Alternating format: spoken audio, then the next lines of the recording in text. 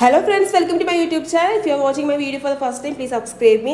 അപ്പോൾ നമ്മൾ ഇന്ന് ഉണ്ടാക്കാൻ പോകുന്നത് ഒരു ചിക്കൻ വറുത്തരച്ചിട്ടുള്ള കറിയാണ്. അതിനുവേണ്ടി ചിക്കൻ, കുരുമുളക് പൊടി, മഞ്ഞൾപ്പൊടി, ഉപ്പ്, അതുപോലെ തന്നെ പെരിഞ്ചീരകം, ഉലുവൊക്കെ ഇട്ട് നമ്മൾ ഒരു കുക്കറിൽ അടിക്കാൻ വെക്കുന്നുണ്ട്. ആ ടൈമിൽ നമുക്ക് വേണ്ട വെളുത്തുള്ളിയും ഇഞ്ചി, അതുപോലെ തന്നെ ചെറിയുള്ളി, പച്ചമുളക്, തക്കാളി എല്ലാം അരിഞ്ഞ് വെച്ചിട്ടുണ്ട്.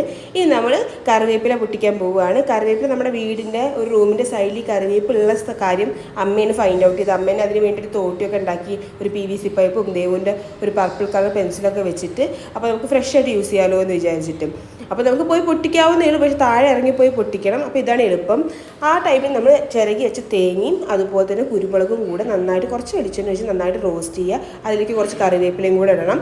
കറിവേപ്പിലയും കൂടെ റോസ്റ്റ് ആയിട്ട് വരുമ്പോൾ അതിലേക്ക് മല്ലിപ്പൊടി, മുളക് പൊടി, അതുപോലെ തന്നെ മഞ്ഞൾപ്പൊടി ഇട്ട് നന്നായിട്ട് റോസ്റ്റ് ചെയ്യുക. ഇതിൻ്റെ പച്ചമുളകൊന്ന് മാറിയതിന് ശേഷം നമ്മൾ ലാസ്റ്റ് ഫൈനൽ സ്റ്റേജിലാണ് ഈ ചിക്കൻ മസാല ആഡ് ചെയ്യുന്നത് കേട്ടോ. ചിക്കൻ മസാല ആഡ് ചെയ്ത് കഴിഞ്ഞാൽ വല്ലാതെ റോസ്റ്റ് ചെയ്യേണ്ട ആവശ്യമില്ല.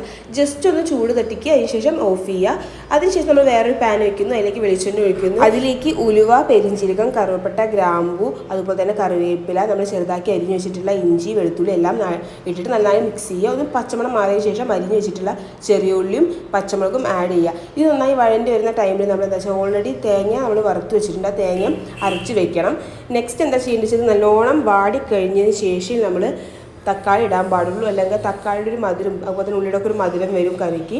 അത് നല്ലോണം വാടിയതിന് ശേഷം നമ്മൾ ഓൾറെഡി വേവിച്ച് വെച്ചിട്ടുള്ള ചിക്കൻ അതിലേക്ക് ആഡ് ചെയ്യുക.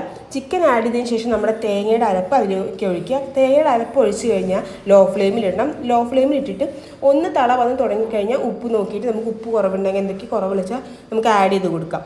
അത് നമ്മൾ കുറച്ച് ഉപ്പ് കുറവുണ്ട്, ഉപ്പ് ആഡ് ചെയ്ത് കൊടുത്തു.